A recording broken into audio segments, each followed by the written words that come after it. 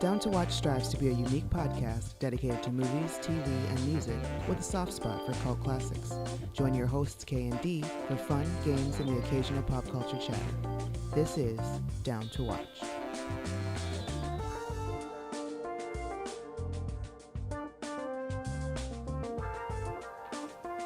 Hello, and welcome to episode 20 of Down to Watch, where we talk about TV, movies, music, and pop culture in general.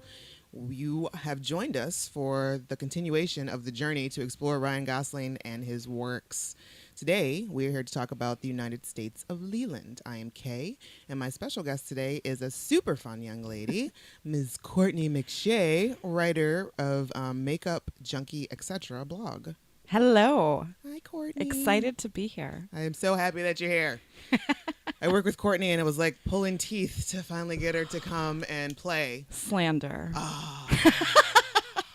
But when she found out that she was going to be talking about the United States of Leland, that was like, yes, please. Yeah, I mean, I don't think that you could talk to anybody else about this movie. Okay, great. I'm the only option. Then I brought in the professionals. I've brought in the top dog. Yeah. All right. It's that serious. Okay. So, first of all, do you have any special feelings about Ryan Gosling? I feel like my relationship with Ryan Gosling is complicated. I feel like it's so hard to... I was thinking about this today, and I feel like I fell in love with Ryan Gosling probably around whenever Half Nelson came out. Oh, yeah? And he was nominated for Best Actor. Okay. I was like, I obviously have to see this. And I checked that out. And then I checked out The United States of Leland and was obsessed. It's one of my top 5 favorite movies ever. Love it so much. All right. But then, I don't know, lately I feel like what he's been doing, I haven't been digging so much. I know. No, I can get down with that. Yeah. I think the last thing that I really enjoyed of his was Crazy Stupid Love was funny and it was cute. That was cute. And it was nice to see him, naked and a lot and, being really smug and condescending, and I enjoyed that. Who doesn't love that? Right? Yeah. I love the little assholishness behavior. Yeah. I appreciate that sometimes. I think we all do. Yes. Yeah. But as far as just really hardcore, great cinema, Blue Valentine, I think was probably the last one. I loved that. That was a really good That movie. was fantastic. It's a hard watch for some people, but I just thought everybody put their all into it. But we'll get to that one eventually. We're here to talk about United States of Leland today. Right. Just so you guys know, there are going to be spoilers, and I apologize for that. So if you care about that, maybe you should turn this off, go watch the movie, and then come back. Watch it now. Yeah, if you don't care about that, let's go. Let's continue on. Yeah. We've got a little bit of nerdy news, the Gosling edition. The Haunted Mansion. I never saw this, but apparently this was a Disney movie with Eddie Murphy in it several years ago. Really? Yeah, I'm not sure anything about it, but it looks like Guillermo del Toro is getting his hands on it. And Ryan is going to be starring in it as the new protagonist. And yeah, it's Haunted Mansion. I've never even heard that. I guess it's based on a Disney theme park attraction. Also, I've never been there. Yeah, I've never been there either. So we've never been. Come on. Yeah, look at us. We are not Disney's target audience. I did not see the original Haunted Mansion, which apparently starred Eddie Murphy, but this one is going to be a much darker version. I mean, obviously you got Guillermo del Toro involved, and so I'll see it. I will see it because of Ryan Gosling, I think, and because I am such a huge fan of Pacific Rim. Are you serious? It's all coming out. This is are you? I am being dead serious because I saw that movie. That's the one with Charlie Hunnam, right? Yeah. Okay. You know why I saw that movie. Right, yeah. I know exactly what you saw. And my friend that went with me told me, you are going to hate this. Mm-hmm. He said, even though Charlie's in it, you're going to hate it. You're going to hate it. And I was glued to the screen. And my friend hated it. He was like, that was the worst movie I've seen all year. Isn't Idris Elba also in that? Yeah. Yeah, I know I saw the movie. And I don't really have any thoughts about it one way or another. But I mean, it's kind of a perfect storm for me. I mean, it's definite man eye candy. And there's one line in the movie that I quote at bars at least once a week. So what's the line? The line is there are these robot monsters, and they're called Jaegers. And Idris Elba says to Charlie, "Would you rather die here or in a Jaeger?" and I say that every time I'm pressuring someone into doing a shot. So it brought me a lot. That movie is near and dear to your heart. It really is. All right, that's cool. But I mean, as far as like movie quotes go, and that's like absolutely perfect. You found a very great way to bring it up every time, and kudos to you for that. I mean, there's most of us that are forcing movie quotes into situations, but you have found the one that is just like smooth right on in there. I mean, you could be at any bar, and it's even also just enough where it's obscure enough as to where most people don't even know, and they just think you're just that witty. Right. Well, yeah. If they don't get it, they just think I'm amazing, which they should. They should think that anyway. Anyway. So, I mean, that's all we've got for Gosling or nerdy news this episode. But if you have some questions or some nerdy news that you would like to share with me, please post it to the Down to Watch Facebook page, or you can tweet me at DTW Podcast, or send an email. Do it the old-fashioned way. Not the snail mail old-fashioned way, but the email, downtowatchpodcast@gmail.com. Now we're going to get into this thing. All right. The United States of Leland was released in 2003, and here is the summary that I found on IMDb. After stabbing an autistic boy, the 16-year-old troubled and pessimistic Leland P. Fitzgerald is sent to a juvenile detention. His teacher and aspiring writer Pearl Madison gets close and tries to understand him, first with intention of writing a book and later becoming his friend. Leland slowly discloses his sad vision of the world. This was written and directed by Matthew Ryan Hogue. Our personal history with the movie. I own this DVD. I've seen it only a couple times, but oddly enough, like just those few times, it was enough. When I rewatched it, it was enough to stick with me because I knew like what was coming. I remembered what was coming up as it was going. So that kind of gives a nod to like how good the movie actually is. So yeah, I mean, I enjoy it. Like I own it. So your personal history. I got into it. Yeah, I got into it, like I said, after I watched Half Nelson. I was on a Ryan Gosling kick, and I got a hold of this movie. I own it, but my friend has it right now, Scott. But but it just hit me. I don't know if it was the time that I watched it, or it like you said, it stuck with me, and it's still one of my favorites. Yeah. All right.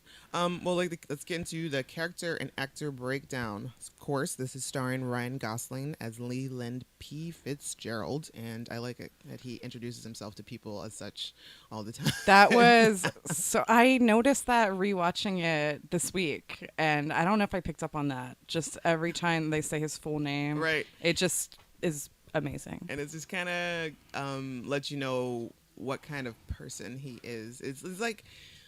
He's serious, but maybe serious is kind of too strong. But he's a 16-year-old kid, and he's very literal. Exactly. Like things are very literal for him, and he's in his head a lot. Right.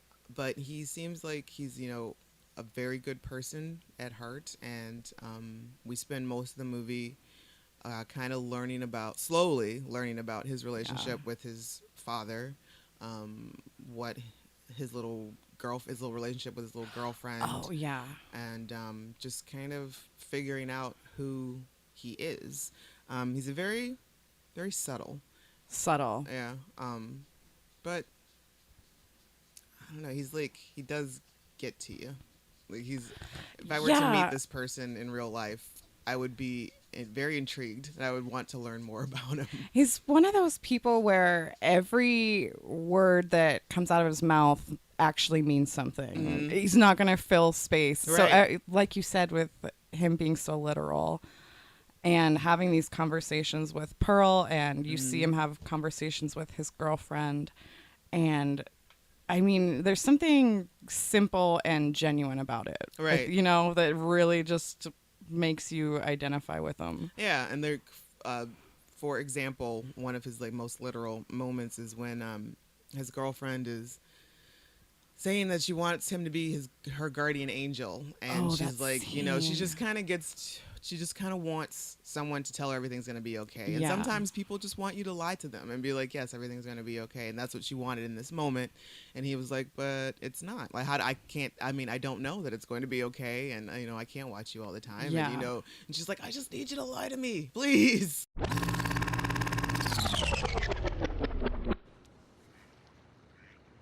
want you to be my guardian angel. I want you to float over me. Make sure that everything's gonna be okay. Your hair smells like strawberries. It's my shampoo, Dodo. It's not my hair. I still like it. Look, I'm serious, okay? I want you to say that you're always gonna be there. No, sometimes I'm somewhere else.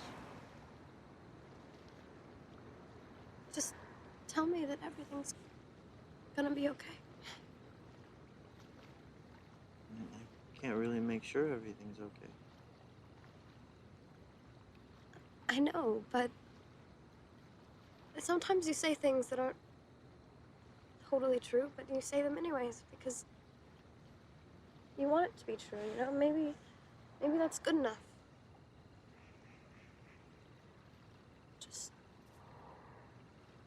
Just tell me everything's gonna be okay. Will you whisper it in my ear, soft?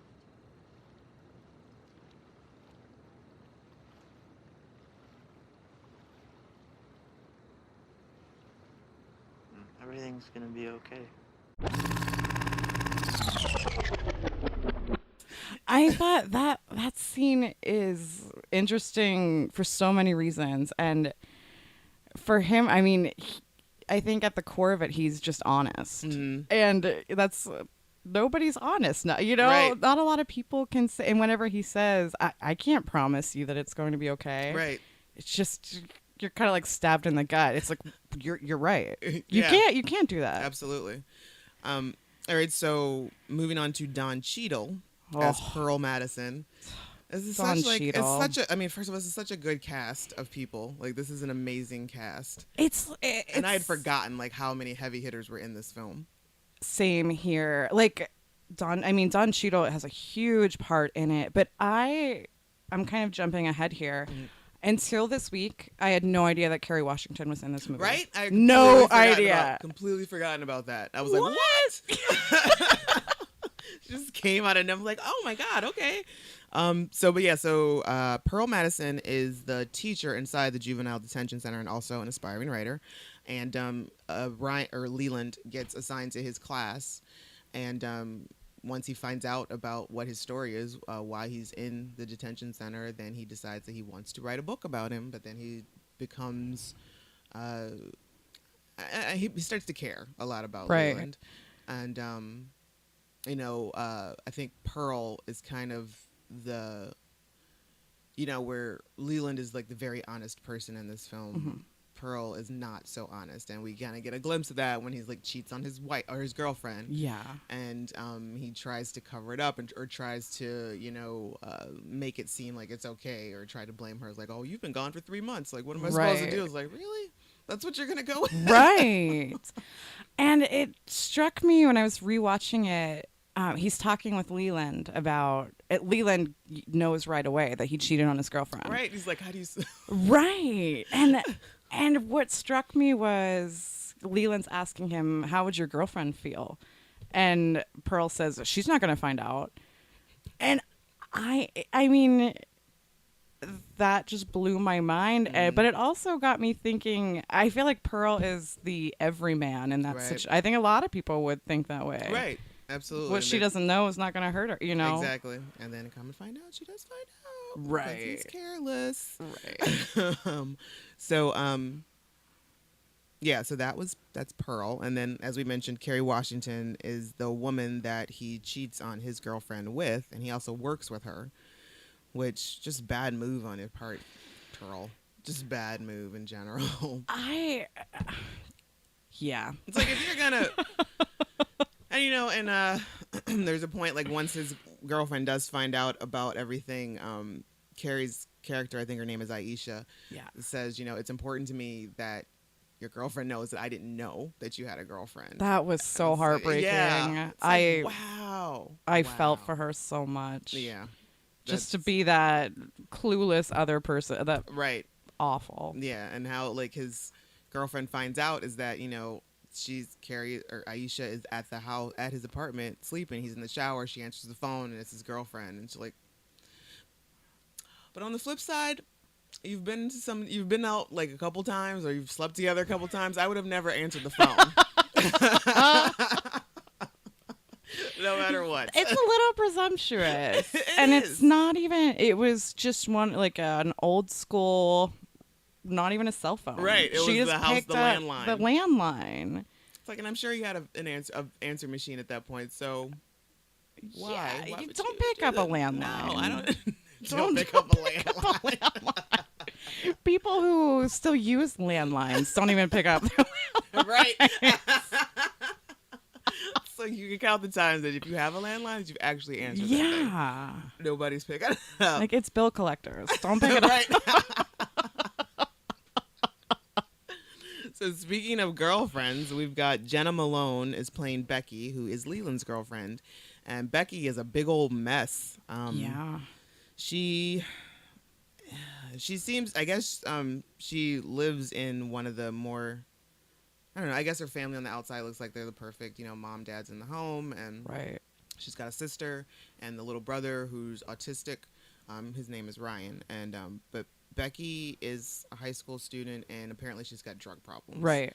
And she is just kind of, and she's in like a private school because of it. Like her parents put her in a specific school because of that. But it's, I don't know, it's not like 100, she's not like, wah, like drug problems. Right. But it's definitely problematic. In the shadows. Yeah. Creeping. Yeah. Right. As to where she's like,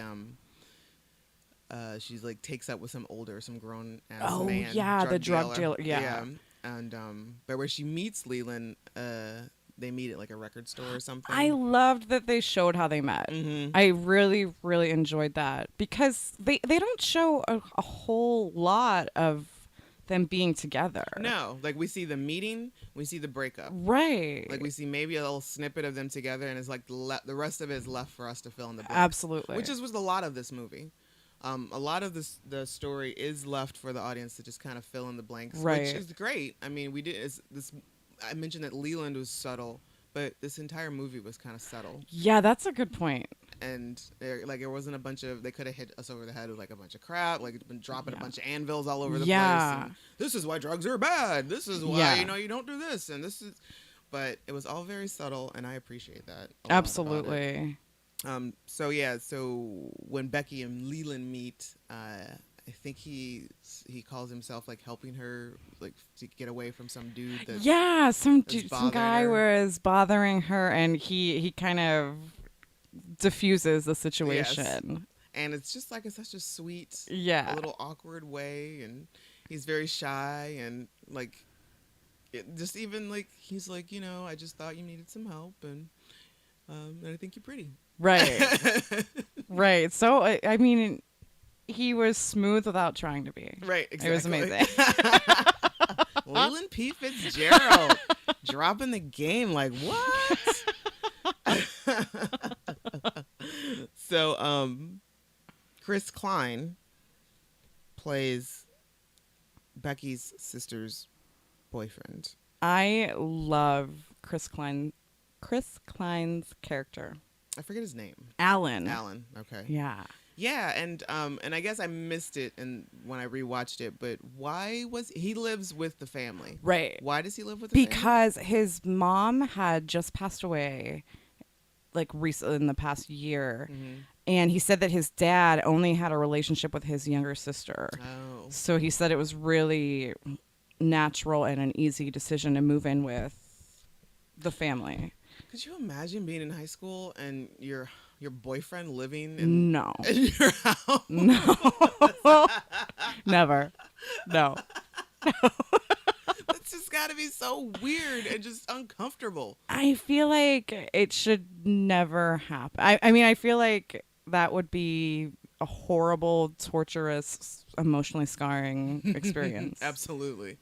And we do kind of find out that's what it turns into. Yeah. When the sister that he's dating, Michelle Williams, I guess they're both in this is their senior year in high school, and where they're like applying to colleges and yada yada. And he finds out accidentally that she applied to some college that he didn't know about. And I guess their big plan was that they were going to go off to college together. And be together forever. Yeah. Yeah. Which is just another bad idea, reason why you don't let your your Right. kid's high school boyfriend move in with you. That's just, it's like, oh, we're married. Yeah. And she, like, has her little breakdown as to why it's not a good idea. Right. And she just wants to go and be, 19 and unattached. And, she has very valid points about the situation. Oh, absolutely. And, speaking of Blue Valentine, this is the first time that Michelle and Ryan were in a movie together, I guess. I know, that's wild. But I don't think they shared any screen time. No, Michelle Williams does not have that much screen time in this movie. I think she may have a page of dialogue. Yeah. If that, and that's all like wrapped up in her breakup speech to Alan. Yes. But yeah, like I understand why she was put in there, because you see this family, you've got mom and dad, and you've got Becky with the drug problem, and you've got the autistic son, Ryan, who's probably like junior high, maybe. I would say, yeah, probably around 13. Yeah. Or... And then you've got Michelle Williams, who is just like, she seems to be doing everything right, and she's like going to college, and she's playing by the rules, but we kind of see her little breakdown as well. Yeah. So we meet this entire family.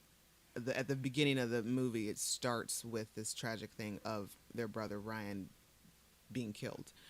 So moving on, Kevin flippin' Spacey. Oh man, that dude. I love me some Spacey. He is out of this world. And I love how him and Cheadle had like an act off, which is I just know. I was thinking that when I was rewatching it. The scenes of them in the bar. Oh yes. Oh my god, they're talking about. I mean, he sees that Don Cheadle. He sees through him right away. Right. And he reads him like immediately. Yes. And it's fire. It's amazing. So Kevin Spacey plays Leland's father. I think it's Albert Fitzgerald. I think so. And he's an author. He's a successful writer. And but Leland's parents are not married any longer. Right. They're divorced, and his dad lives in New York, he lives somewhere. in Paris, I think. Yeah, Paris. Okay. And they never share any screen time really either, Leland and I don't dad, think at like Kevin all. and Ryan. I don't think so. Because I read something that was on purpose, because the director wanted us to feel the distance. Yeah, exactly. Like that they have no relationship. Towards like as the movie goes on, we find out that Leland hasn't spoken to his father since he was 6 years old, and I'm assuming that's when the parents got divorced. Right. And but we also know that his father was sending him plane tickets like every summer to come visit him, and everyone's like, "Wait a minute, what? I thought you said you you travel with your father," but apparently like. At one point, like he was 11, traveling, yeah, and he's just like, I don't feel like going to Paris to visit you. Yeah. I'm gonna stay in New York. And his dad's like, okay, and that's what he does. Like every year after that, he sends him a plane ticket, and his dad encourages him to like go off and visit and someplace explore, new, right, and travel. It's like, don't come see me. I don't have time for this. That is beyond any. I can't imagine. You just send your son a plane ticket, right, and you have no relationship with him. I'm amazed at people who are able to send their children on a plane by themselves to go visit someone specifically, for like a weekend. Right. It's like, I'm amazed by that, because every so often I'll see like the kids get off the plane, and someone comes and signs for them. It's like, and what all are that you stuff. doing? Like, You're too small. I know. Yeah. But yeah, so just let your kid and encourage him to just go off and visit someplace new every year and explore, like by yourself. And I feel like that was one of the biggest reveals of the movie, was when you find out that he had been traveling and meeting other people while everybody else thought he was with his dad. Right. And there's like a couple, there's like maybe a couple small hints to it when Right.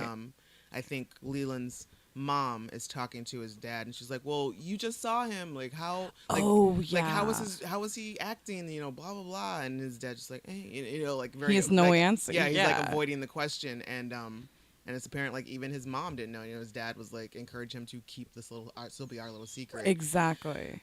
And yeah, so.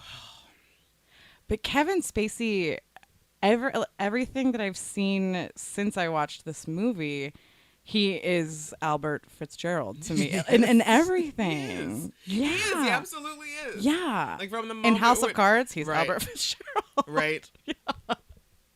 Absolutely. And like the scene on the plane where he like asks some woman to buy her paper or to have her paper, and she's like, "Don't I know you? Are you an actor?" He's like, "Aren't we all, dear?" Yeah. And I love that line. Oh my God.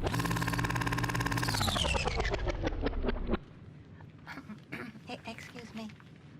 I'm sorry if I'm bothering you, but aren't you an actor? Aren't we all, dear? No. I mean a famous actor. I know your face. I was in Stanley Kubrick's musical, the one about the alcoholic pirates. I played Captain Morgan. Whenever you're done with the front page, dear. And just someone that is so cool but so awful. Yeah. It's like wrapped up into He's Kevin so Spacey. cocksure. Yes. Yes. I think that's another reason why I love Kevin Spacey so much. I heart him so hard. He's so good. And also, so I think that's some honorable mentions who these people don't really have that much screen time, surprisingly. Lena Olin plays Ryan's mom, and Martin Donovan plays Becky's dad. Oh, and, yeah, he was pretty good. Yeah. I feel like I'm missing someone. There was another person that I wanted to mention, but like Martin Donovan, and I mostly know, like, he's one of those actors that pops up in a lot of things ever so often. And, right. And you recognize him, but you don't know where, like, right. from which. The main thing that I recognize him from is Weeds. Oh, He yeah. was the DEA agent that Nancy, God. Was that her name? Nancy yeah. fell in love with and married. And for whatever reason, I found him strangely attractive. Oh, absolutely. On Weeds. I think he's pretty hot in this movie. And not whenever you first see him, but as you get to know him and you see that he's trying to like hold everything together for his family. And that scene where he takes the gun and he's planning to shoot Leland. Right. But then he stops and you just see his hand like slide out of his pocket. And just like his face, you see all of these emotions cross his face. I thought that he was a really strong dude with a lot of character. Yeah, he did a great job. Okay, so Michelle's character's name was Julie. That was the other one. Sherilyn Finn. Mrs. Calderon. Yes, she so while Leland is like jumping around and jet setting every year, I guess the first year that he decided to stay in New York, where his father did not think this through all the way. He's like, yeah, sure, stay in New York, but 11-year-old Leland can't get a hotel room by himself because they're not cool with it. So he's just kind of like tooling around New York, and he decides to kill some time in a movie theater, and he happens upon a family, a mom, dad, daughter, I think, and he's got all his little luggage with him, and they're all sitting there watching the movie, and the family takes notice on him. It's like, oh, this kid has nowhere to stay. And so they invite him to come and stay at their house. And it's like Christmas time, too. I think it was. Which makes matters even worse. Like, God, you are a shit dad. You're supposed to be with your dad. It's Christmas. But you're with strangers in New York. So they take him in, and he stays with them for the time being, and he builds a relationship with these people because he is, like, smitten with the mom, Mrs. Calderon. Because what does he say? There's an electricity in New York City, and the electricity was like reflected in her eyes. And so Sherry Lynn Finn plays Mrs. Calderon, who turns out to be Mrs. Robinson much later. Oh, yeah. Years upon years Yeah. later. So I guess we're kind of jumping ahead with it. So we meet these people in the middle of this tragedy. And who plays Ryan, the little boy? Oh yeah, Michael Pena is also in this movie. He's one of the little inmates in the juvenile detention center. Oh, I knew that I recognized him when I rewatched it this week. Wow. Yeah, so this story is told in a series of flashbacks. And why doesn't IMDb mention who plays? They don't tell you Ryan? That's the kid's name, right? Ryan? Yeah, it was definitely Ryan. I don't see it here at all. Wow, major fail, IMDb. Absolutely. Oh, wait, there we go. Oh, I guess he's all grossed up.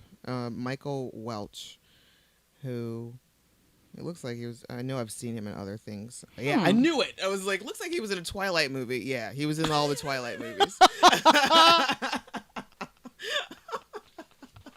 I love I knew it. I mean, you were accusing him of something. You were taking it to this. Damn you! How dare you, sir? Michael Welch, with your Twilight background. Michael Welch is now on your shit list. He's done. No mas, sir. The police are picking up Leland. They take him to the detention center, and we spend this entire movie. The biggest question is, why did he do it? Leland killed Becky's little autistic brother, and the biggest question is why? Why did he do it? And there's all these things that everybody wants to try to make excuses as to why. Like, were you mad at Becky because she broke up with you? Is that why you did it? He kept saying, "I don't blame Becky. I don't blame this person." Right. He said, I know what you want from me. You want a why. Mm-hmm. And he really didn't have one until, we get to the end of it all. But, I don't know. God, this movie is just so good. Like, I can see exactly why this would be one of your top 5 movies. And I had forgotten just how involved it is. It was very well written, like extremely well acted. Right. Everybody did a phenomenal job. Everyone came up to the plate. Everyone brought their A game. Exactly. I don't know if you had any particular scenes that you love that you wanted to mention. One of the quotes that sticks with me, and it has since I watched the movie for the first time, and it does now, is I think it's the last time that he meets Mrs. Calderon, and then they get it on. They do it. Yeah. So this is the most recent visit that he has. Right. So this has happened shortly before he kills the little boy. And I don't know exactly how long, but at this point, Leland is starting to just notice when he visited Mrs. Calderon, she is divorced. Her daughter, I guess, doesn't live there anymore. Yeah. And he just saw this sadness in her eyes. And that kind of him seeing her like that, this woman that he had known and fallen essentially in love with. Right. For the electricity in her eyes, and who had been so kind and sweet to take him in so many times. I guess that kind of did something to him. It shifted something in his psyche or in his emotions just to see he's seeing this extreme sadness in her, and now he starts to see it with everybody. Yeah, and when he's talking to her and he explains what happened with with Becky, his girlfriend, and she tells him something, I love it. She says, "You have to believe that life is more than the sum of its parts, kiddo." And he says that at the beginning of the movie, but you don't know who said it. That's right. And then you hear how that came about at the end. And that line just hits me every time. That's really good. Every time. You have to believe that life is more than the sum of its parts, kiddo. That's a really good one. And then he starts musing on, well, what if you can't put the parts together? What if you can't look at it like that? Right. and it just all breaks down Right. from there, and it's so heartbreaking. He starts to have basically like this existential crisis Yeah. as to what's going on. And while he is in the detention center, one of the many interviews that he has with Pearl, one of the many conversations, and I think when he calls him on cheating on his girlfriend, yeah. and he's like, you know, Pearl's like, I'm only human, what do you want me to do?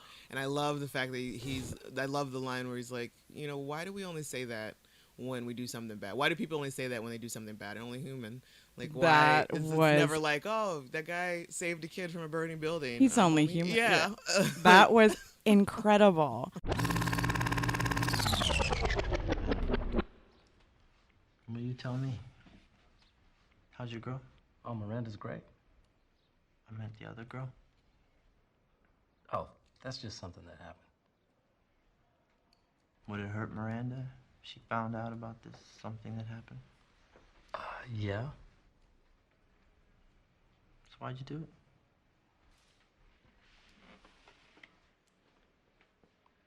She's not gonna find out. Does that make it okay? Okay. Look, Miranda's been gone for a long time now, okay? I'm not even really sure where we stand. And I'm only human, man. It's funny how people only say that after they do something bad. I mean, you never hear someone say, I'm only human after they rescue a kid from a burning building.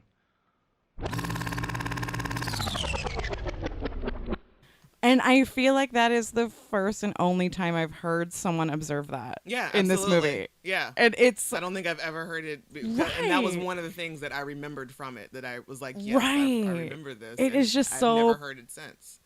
Profile. I love it. Yeah, and it makes such good sense.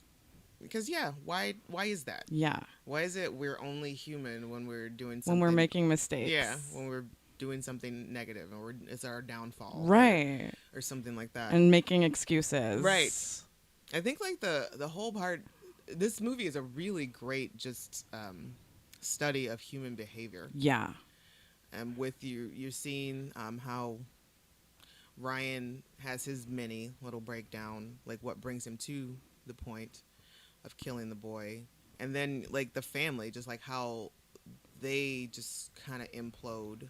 Absolutely. And, like, it's like a domino effect of what's going on. And talking about, like, filling in the blanks as to the relationships and stuff.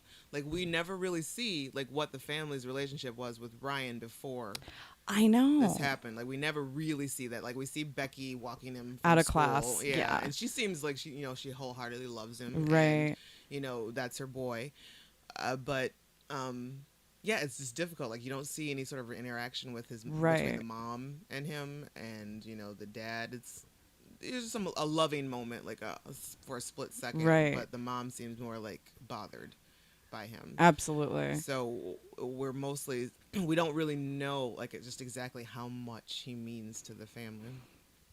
But it's just one of those things. Another thing, we fill in the blanks. Like, it means something different to different people. Yeah, and as we see all of their reactions on how they do, we see Michelle Williams just crumble, and every scene she is just sobbing by herself, and we see the dad try to get some kind of retribution, but then think about it, and it's just it without seeing what Yeah.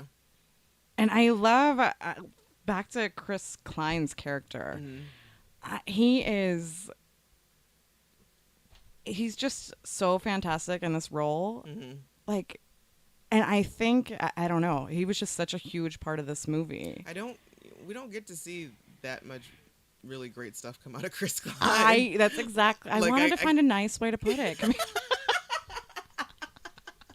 I can't think, like, the last thing that I recall him being in that I really got a kick out of his character was Just Friends. Did you ever see that with Ryan Reynolds? I did not see that. That movie is funny. So Chris Klein has an Oscar performance in Just Friends. Just Friends. That's what I just heard. Yeah.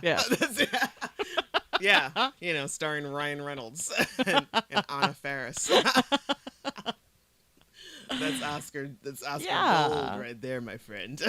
Absolutely. But in this movie, he just is a different actor. He's so good. Yeah. And even though you know that Michelle Williams breaking up with, that's the right thing, but you just feel for him. I mean, he had everything that could go wrong. Like his mother died. He's with this family that's not really his family. Right. People look at him weird because he's living with his girlfriend's parents. Yeah, and we're absolutely looking at you weird because of that. Yeah. and then everything, and then Ryan is murdered, and then I think in the end, I feel like he just wanted to control something. I feel like everything was out of his control. Yeah, that's absolutely. So we get to the point, and like I said before, we're going to spoil this. Yes. So we finally find out why, and it's still not even, nothing's going to be a good reason as to why he murdered this kid. Yeah. But his reasoning behind it is that once he came back from Mrs. Calderon, Leland started to notice just all the sadness all around, and especially with Ryan, because he started to feel really bad for him. He was observing him with his teacher or a student teacher or something. Yeah. He was like, he could tell he was bummed out because they were just teaching him all these words, like only words to stay away from, right. like poison or traffic or things like that, and not strawberry or something nice and sweet. And he could tell that he had a crush and liked this. Oh my God, I'm getting a little choked up just thinking about it. Those scenes where Leland is watching Ryan and he's talking about, those scenes are heart-wrenching. They are heartbreaking. You can't, like, you see like the pain, and it's like and God, Ryan you got Ryan Reynolds on the brain. Ryan Gosling did such an amazing job, because sure, he started off in the film he's not in the film, but he kind of starts off in the beginning of the story, not the film, but at the beginning of his story, like he's a very serious, literal, honest kid, but he's not sad. He's not hurt. He's just kind of, doing his thing. Yeah. And he does such a great, and even though all of his emotions are so fucking subtle, like you still see, like once he's come back from Calderon and he's like watching Ryan interact with his teacher, there's such a pain on his face, and like just eyes kind of slightly welling with tears. Not even like full on crying. No. But, oh my God. And so like he's watching this, and then he just I guess his reasoning for killing him is that he is freeing him from this ultimate sadness that he's just going for this life that's ahead of him. Yes, right. He feels like this person, Ryan, is trapped inside of inside of his own mind, and he's not going to be able to get outside of it, and it's just going to be just a lifetime of heartbreak and pain, and he doesn't want him to deal with that. So it's, in his mind, a mercy killing. That's all I can see. Say there's some kids playing baseball. All I see is the one kid they won't let play because he tells corny jokes. No one thinks they're funny. Or I see a boy and a girl in love and kissing and all. I just see that they're gonna be one of those sad old couples one day who just cheats on each other and can't even look each other in the eye.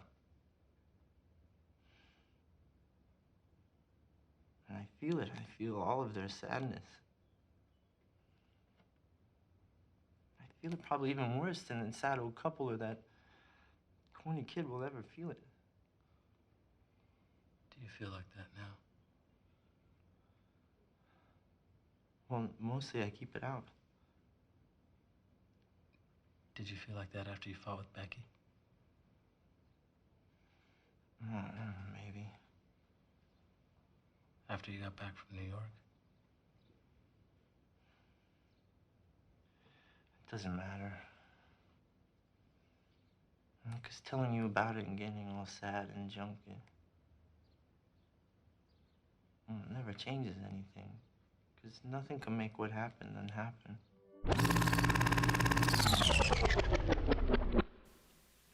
We find this out just through a series of him journaling and talking to Pearl and stuff like that. And it's once again very subtle. Like, we don't just get like, bam, this is my reason. This is what, right. So Chris Klein's Alan, he after Julie, Michelle Williams, has broken up with him, he feels like, had this not happened, had Ryan not been murdered, then, probably everything would still have been fine. He's like, everybody's so They sad. would have been together in Right. college together. Right. So yeah. he's just kind of like, he loses it after he goes and retrieves Becky from the drug dealer's house. Oh, I forgot about that. Yeah, and, he does that too. Yeah, that was he like just his first state of affairs. Yeah. Was to go snatch Becky back up. Yeah. It was like Sons of Anarchy finale style. Like he's like taking things off his list before he, like the big ending. Right, for his big finale. I relate everything back to Kurt Sutter dramas. It's like, oh my God, my lunch was so much like Sons of Anarchy. It was so opie.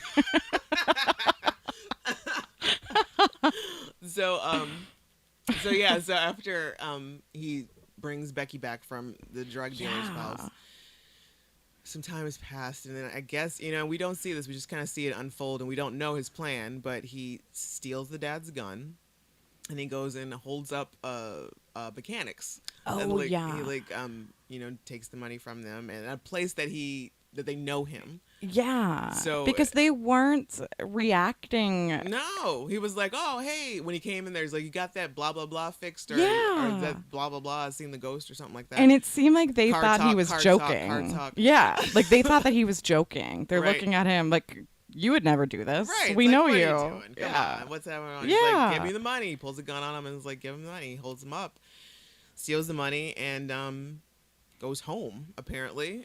And then the cops come and swoop him up. The mechanic calls the police. They swoop him up, and he goes to the juvenile detention center. Now, for whatever reason, and I'm not clear on this, there are, from what we see, there are two sets of boys in the juvenile detention center. There are boys in blue jumpsuits, and there are Leland and his boys in orange jumpsuits. Yeah, they call them Leland. They call him special handling. Oh, really? So I took that to mean, people that have committed a severe, like a a horrific crime. I took it that way. Okay. Because they weren't allowed outside. They weren't they had all of these restrictions. Okay, so that's why they weren't allowed outside. I was wondering why they weren't going outside at all. I'm pretty sure that's why. So, Leland makes a couple little pseudo friends in the detention center, and he asks Pearl to do him a solid and give him some yard time so they can go play basketball. Because Pearl has broken a couple other rules within his work, because he wasn't supposed to be going to interview and talking to Leland at all, and so he got moved to another class. So he's no longer Leland's teacher. So he's moved to the blue kids class, the blue jumpsuits class. And I love the way that this unfolds. I know. So we don't really notice. So at some point we see that Pearl brings his lunch, and he's got kiwis, and he brings in a real knife, which I feel like shouldn't be allowed. Yeah, I mean that was a little sketchy, but maybe the times have changed so much. Maybe. I don't know. That was a little spotty that he would have a real knife. Yeah, so he brings in his kiwis and a real knife, and he takes this lunch of his snack to the classroom with him. Right. And we see that and it's such a really great way that it unfolds is that they don't hit you over the head. He's washing off. At the beginning of the day, he's washing off the knife, and then we take to him in the classroom. He's making a phone call, and we just see all the boys in the blue suits now. His new class. Ryan and his boy, the orange suits, are outside playing basketball. And then while Pearl is on the phone, I think he notices that his knife is missing, and the boys in the blue jumpsuits are going outside as well. And then we find out that Chris Klein, that Alan, is one of the boys in the blue suits, and he has snagged his knife. And he goes up and sticks Leland, kills him. And even just Leland's reaction to him. The way that Alan runs up on him, it's not in a friendly manner. No. And Leland's just "Oh, hey, Alan, what's up?" Right. He saw a familiar face. Right. And just thought nothing of it. Right. He thought that he was coming over to give him a hug or say hi. And just, yeah. And you're right. The way that they did that, the way that you didn't know that Chris Klein was there until Right. he leaves the line with Right. the night. I mean, it was amazing. Yeah. So, and then you start to realize he got into jail on purpose Yeah. for this reason. Yeah, it all This unfolds. is why he did all this. This is why he held up a mechanic that knows him, so they would know for sure where to find him. Right. So it's just, yeah. Man, it just, and still like little chills just. Oh, every time. Every time Oh. it's just sobbing. Every time. Oh my God. I thought The Notebook was bad with the tears. Yeah. And I wanted to ask you, because I was rewatching it and I find it kind of like skeevy now that Pearl wanted to write a book about him. Right? Do you feel that way? I feel it's a little, it's very skeevy. Yeah. It's absolutely wrong, and there's no way around it, because it's not. Number one, he has Pearl's best interest at heart. Because he feels like, this is going to get me where I need to be as a writer. I see like this is a great story. So Exactly. And I never really fully believe that he's got Leland's best interest at any point in time. Like, he may get a little huffed and puffed and bothered when, he meets up with his dad and like Right. tries to read him the riot act for, not having a connection with his kid, but I don't fully buy it. I don't fully buy that Pearl is like a very selfless individual. I know. And I don't think I caught that the first few times that I watched it. Yeah. I don't think that bothered me as much as it does now. Yeah, like it just does not seem like 100% wholehearted. Just like, yes, this is, and like he really is interested in what makes Leland tick, or Yeah. there's like a lack of sincerity there that I feel. And I don't know if you have seen this movie, but I just watched Start Up with Jack O'Connell. It's a British movie I haven't seen that. about this kid. He's probably around Leland's age, and he's what they call start up, which means that you are so awful and violent that you're moved to this high security adult prison. Oh my God. But it's really similar because he has a teacher who takes this special interest in him and brings him to this group therapy session that he's not supposed to be going to because he's start up. He's not supposed to have any privileges. But in that movie, the teacher is such a different character because you never see an ulterior motive. You only see him as this person who really wants to help this, basically a kid who doesn't know, who has been through hell, Right. And so I was thinking about that last night when I rewatched it. Yeah, that's a very good point. And I totally agree. Totally agree. By the way, this was the director's first feature film debut. Like, this was his first. Oh my feature gosh, film. I did not know that. Like, he wrote it and directed it. His first feature Insane, film. Right? It's so good. And oddly enough, like, I was looking at some of the stuff, and it's got like really low ratings on Rotten Tomatoes. Are you serious? Yeah, and it wasn't really like, the critics really didn't like it that much either, which I find insulting. Actually, it's. I mean, I just don't understand. Like, what more do you people want? Exactly. Yeah, it's got like a 37 Metascore on IMDb right now out of 100, I guess. 37? Yeah.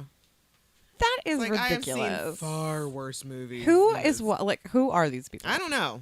And I don't agree with it at all. No. And I feel like you guys need to explain yourselves. Yeah, that is just unacceptable. And I guess this is one of the like shitty reviews from the New York Daily News. There's a reason filmmaking is considered a craft, and Hogue, a former teacher in a juvenile prison, cannot pull off what would be a tricky proposition for a skilled veteran. So I guess the most interesting thing I got out of that was that he was a former teacher in a juvenile prison. Huh. I mean, in my opinion, that makes it even better. Right. I mean, screw you, New York yeah. Daily News. You don't know what you're talking You don't about. know. And there's another, like the highest rating that I see on here is 63. But yeah, like on average, the Metascore is 37, which is stupid. I don't get it. And I also don't get, a lot of people have never, ever heard of this movie. Really? At least in my I guess so, experience. yeah. You know, you'll be talking to someone, oh, what are your favorite movies? Like, number one, who asks that? Like, who has an answer? But if I bring this movie up, like, what do you mean? You don't have an answer for that? I always ask that question. Well, no, I just think that the answer is so broad and in-depth. I mean, you would have to go into what kind of mood am I? What is my favorite movie Yeah, for? this is true. You know, like I Yeah. feel like the answer has so many offshoots. Yeah. There's not one like, solid answer. There's subgenres to each one. Right. It's like, well, this is the 5 movies that I really like to watch when I'm feeling down. Right. Or when I am sick, or when I am like extremely happy. I'm Yeah. I'm going out to party, or Yeah, stuff there's like that. answers to that, but not what is your favorite movie? Oh, I don't know. I absolutely have an answer to that. You do? My 100. Yeah, my absolute favorite movie. What is your absolute favorite movie? Psycho. I did not know that. Favorite out of everything. Out of everything. Oh like my I will God. absolutely like. And the way that I determine this is that, for one, I've probably seen it at least 100 times. Yeah. 2, I was like in a fury after I went to see the remake. Oh. The Gus Van Sant. That must have been bad for you. Furious. Oh my God. 3, I absolutely love like anything that's got like the imagery on there. Yeah. Like I will purchase like buttons. Like I've got like the door hanger over there. It's like Yeah. Bates Motel. Like, Yeah. you know, like t-shirts. I will like tchotchkes. I will scoop up like Yeah. sort of Bates Motel, Norman Bates, you know, And you Psycho, watched the Alfred Bates Hitchcock. Motel show. Yes, and I absolutely love it. I'm just bringing it back to Opie Right, here. right. Bring it back to Opie every time. Bring Opie back. Bring Opie back is the bottom line here. Hi, Kurt Sutter.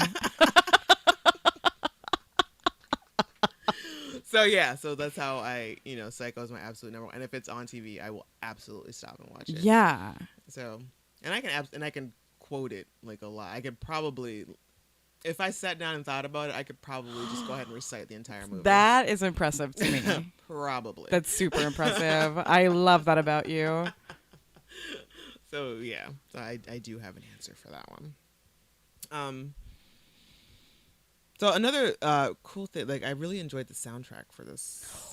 Did film. you really? I liked the music, like it, not like This oh my is God, my I'm gonna... one beef with the movie. Okay, it's not like oh yeah, I'm gonna go out and buy this. I thought it made it placed very well. Oh my I thought it God. set the scene very well for me. And like at the very end, I don't know what the song was at the end credits, but that kind of made me like cry a little bit harder Right. at the very end. I do agree on that part. Yeah. But no, the only problem that I have with the movie is the music. Really? I think that they could have like knocked it out of the park with it. You know? Well, maybe they just didn't have it in the budget for like any really good music. Like I couldn't pull out any specific songs. Like I would have to. Like they all kind of sound the same to me. Like They it's a lot of do. that. But it felt right. Like it went along with what was happening. And you know, like I said, I'm not gonna rush out and buy it. I probably won't even listen to it. No. Again, but I think they could have done something so much better. they probably could. And had they had it in the budget to do that, then they probably would have. Their Metascore probably would be up a little bit. More people would know what this movie is. So, star ratings time. Okay. Unless there was a certain something else you wanted to pinpoint. Okay. The movie itself, I give it between 1 and 5. Like a 4.5. 4.5. Okay. And I give it a 5. Okay. It's one of my favorites. Right. And Ryan's performance, I give that a 5.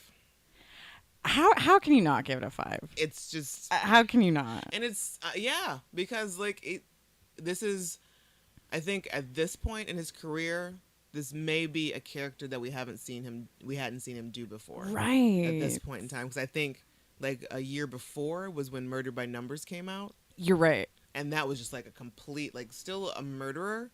They're both murderers, but just like this guy has no feeling whatsoever, you know. Yeah. The other one and this one like feels everything. So, and it's just like the Murder by Numbers character is up here, and then Leland P. Fitzgerald is like down here. Like it's just they're so vastly different, and I just give him just major applause for being able to pull it off. I mean, he just took over that character, Right. and he was Leland. Absolutely, Just amazing. So good, so good. And obviously, are you down to watch it again? Always. Yes, I will definitely watch. I can watch this again. And if you guys are interested in watching it, you can go to Amazon. It's available for rent on the instant Amazon for $2.99. So check that out. That's what I did because Scott has my DVD. Scott, give her back her DVD. That's the second time now during this podcast that's been mentioned. We're going to come back around to it again before we're done. Mm-hmm. So we are going to take a quick break, and then we're going to come back with some more fun Gosling stuff. Ooh.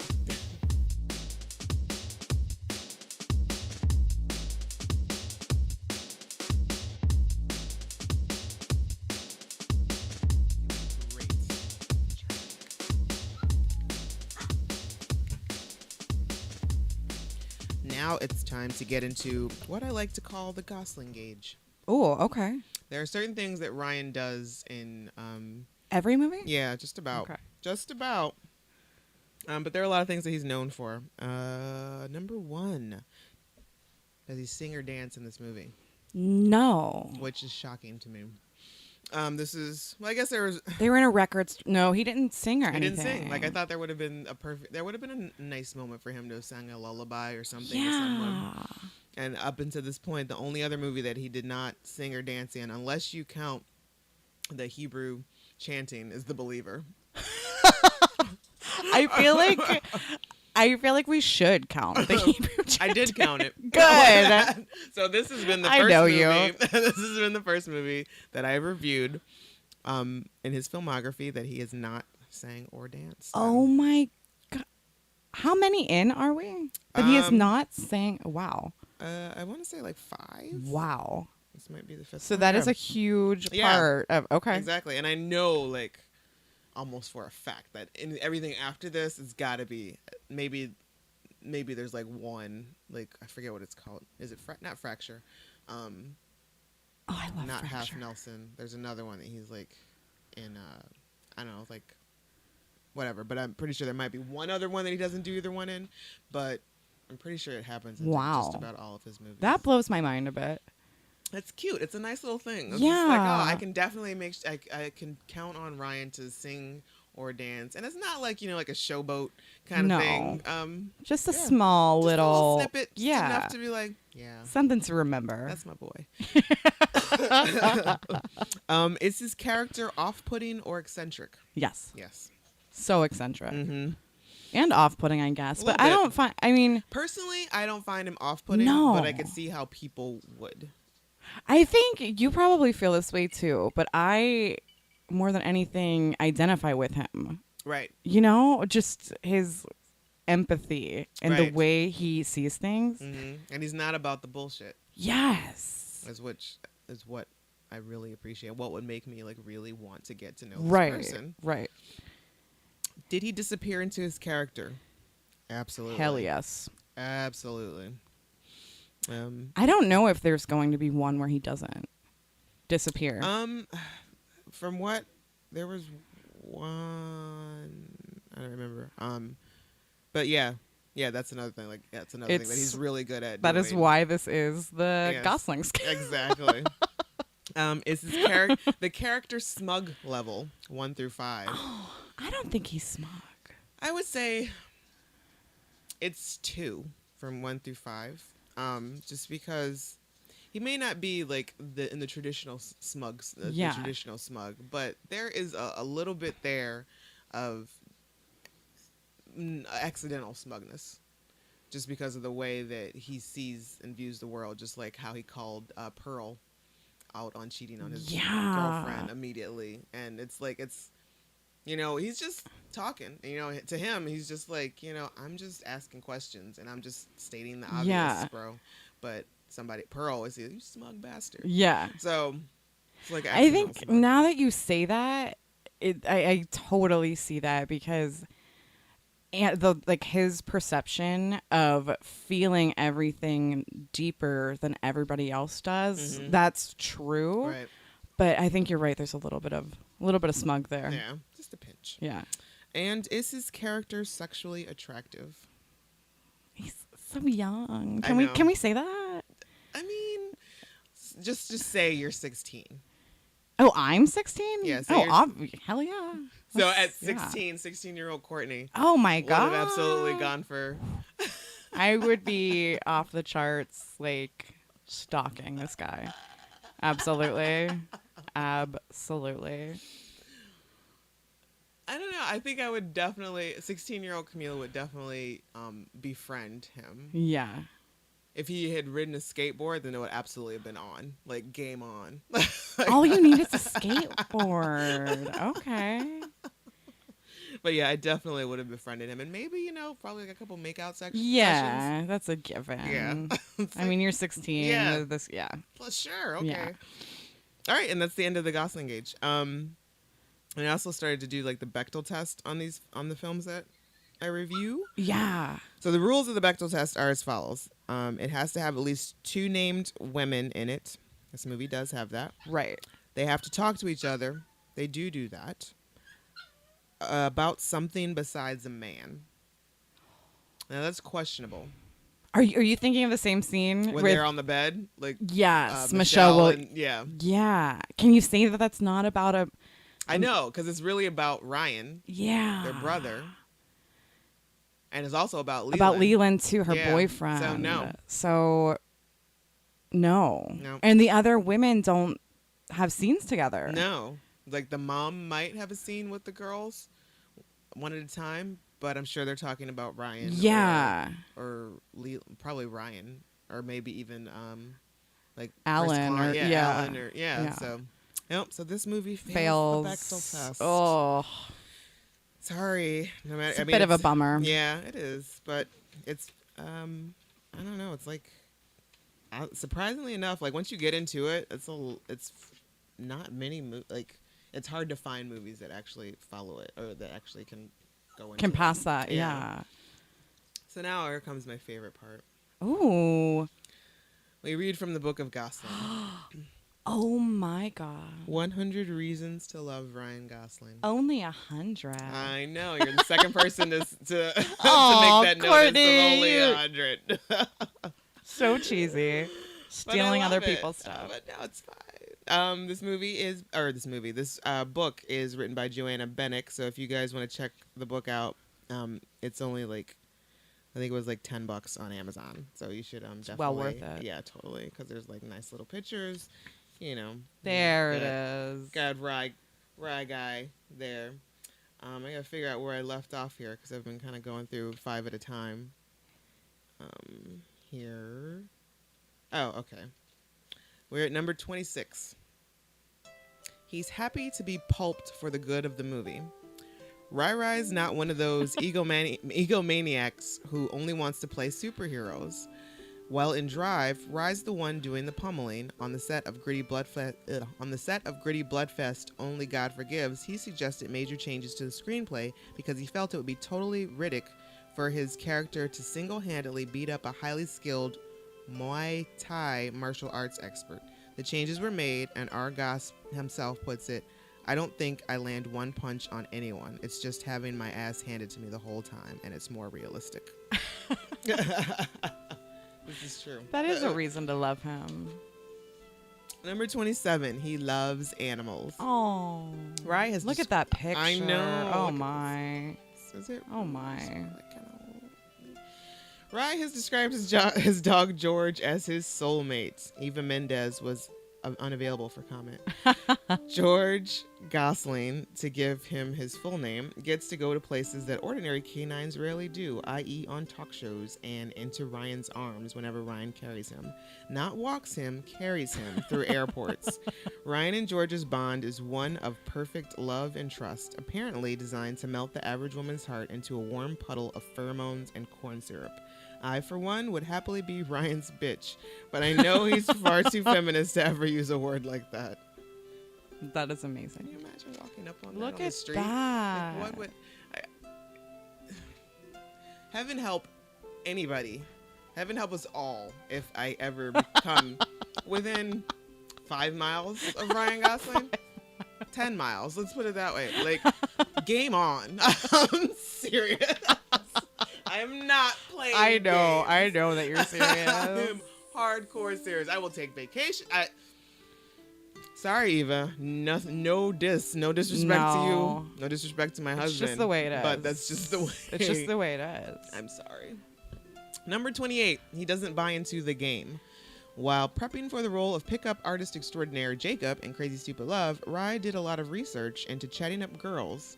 He suffers for his art, including reading up on popular girl snaring technique, the game. Basically, the rules of said game are to unnerve and unsettle the victim, girl, by saying negative things about her and coming across as a confident a-hole who doesn't really like her and thinks he could do better.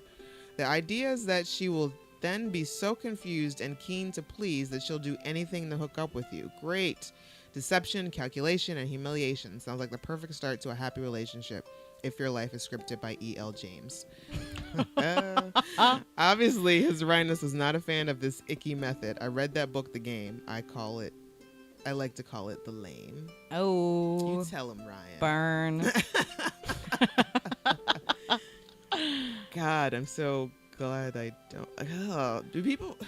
This book, The Game, there are dudes out there that really believe that crap? I mean, I'm sure that there are, but it's just horrible. I don't know. That she will be so confused and keen to please that she'll do anything to hook up with you.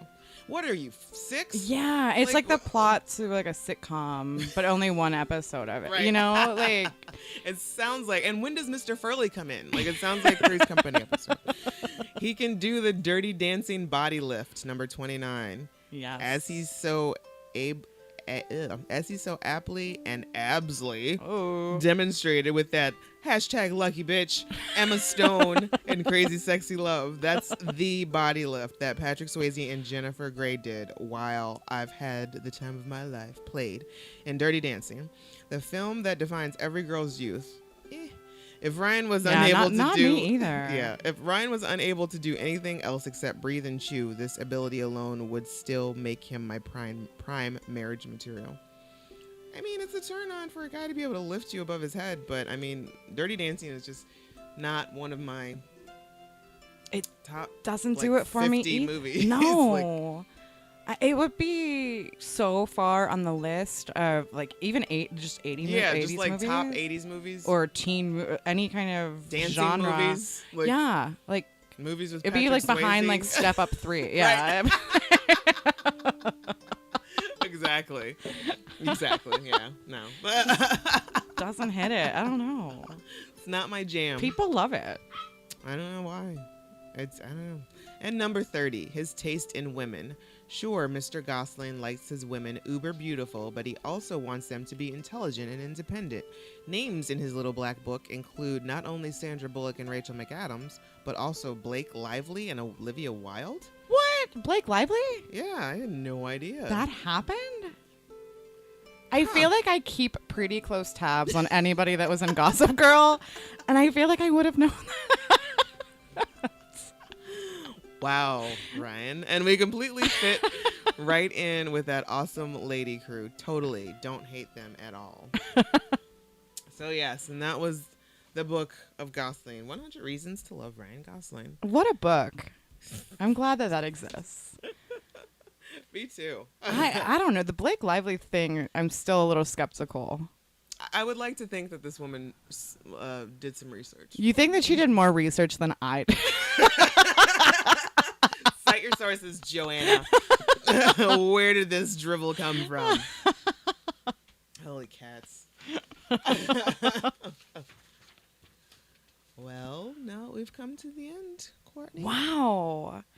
We're done already. Mm-hmm. You did great. This was a good experience. I'm glad. I had a great time. I had the best time. My drink is full as it usually is, but this has been amazing. Outstanding. Where can folks find your blog?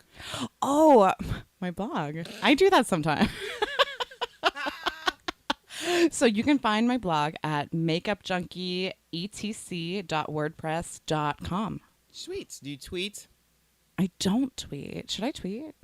I think you should. I think you are funny enough and delightful enough to get enough of that across in 140 I feel like I would characters or start less. getting banned from places. You know, because I talk a lot of shit. Like in my to you guys. Or you're just gonna have to use like veiled yeah. descriptions of things. Yeah. And you can't get specific. You can't hashtag anybody in there, or you can't Oh, specifically yeah. tweet at people. Right. But, I would totally enjoy your tweets. That's coming. I You should do think. it. I feel it. I feel, and I also feel like you should you live tweeting would have been your thing. Like when Justified was on, I think you kind of missed the mark there. I Sons of totally did. These Anarchy. Like Walton Goggins. I would follow Walton Goggins through hell and back. I'm pretty sure he tweets. What? I think he does. I think he has a Twitter account. I follow his Instagram and Oh, do I you? screenshot them a lot and crop them and do things to them. I mean, sometimes I remove his small child. I'm not saying, And that's not. I'm not that I'm proud of it, but it has happened. but I would love to find him on other. I mean, I want to be all in. You gotta. You like to find him on Twitter and Yeah. Facebook and Yeah. on your couch. Yeah, things like that. Let's just go full speed. I don't do things half speed. I didn't know he had a kid. Yeah, he has a son. Huh. He's like 3 or 4. Oh.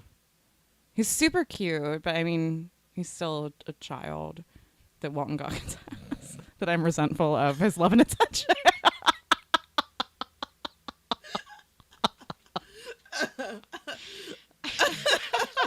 Well, before this turns creepy and Walton Goggins gets a hold of it, we're going to sign off for now. If you guys have any sort of movies or TV or music that you think that I should take a look at and review and bring a folk on, then let me know. Send me an email, downtowatchpodcast@gmail.com, tweet DTW Podcast, or visit the Down to Watch Podcast Facebook page. Subscribe, follow, like us, link, share, show me love. SoundCloud, iTunes. And thank you, Courtney. Thanks, for joining me. Camila. I hope to do this again. I need to do this soon. again. It was great. This was amazing. I love you. I love you. Goodbye, guys. Bye.